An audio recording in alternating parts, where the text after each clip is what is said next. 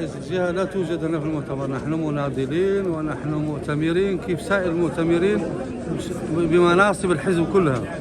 مؤسسة الرؤساء حاضرين لأنه احنا كيفنا كيف، وهذا هو الجميل في الأعراف الديمقراطية، على أساس أنه مؤتمر الأحزاب هي يعني تجمع الشمل والرؤية ولا فيزيون، يعني الرؤية الجديدة للحزب وتجارب الحزب، والرؤية الجديدة كذلك اللي الأجيال من سبقتنا لهم خبرات كبيرة نلقاوهم يقبضوا يديرون عملية تقييم. نحن كذلك مع الإخوان في إطار البناء وفي إطار التجديد وفي إطار العنوان الكبير اللي اختاره الإخوان للمؤتمر.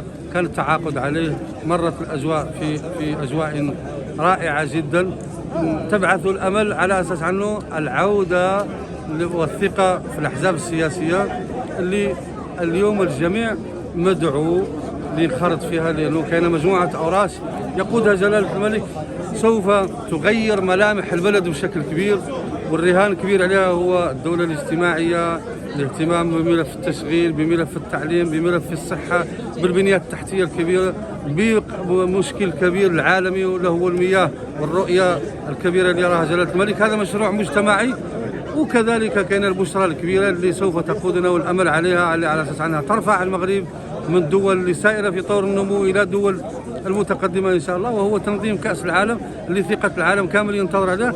هذا التقدم المندمج بتأني اللي يقود جلالة الملك لابد له طاقات ومؤهلات وطنية بجميع مكوناتها تنخرط فيه، وهذا ليست شعارات، هذه حقيقة وهذه ممارسة.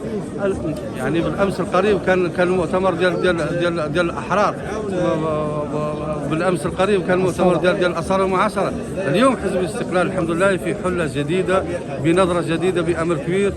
المرجو مساعدتنا ومواكبتنا في أعمالنا إن شاء الله اللي ننزلوا هذا المشروع المجتمعي الكبير اللي يرضى عنه جلالة الملك ويلبي رغبات السكان. شكرا.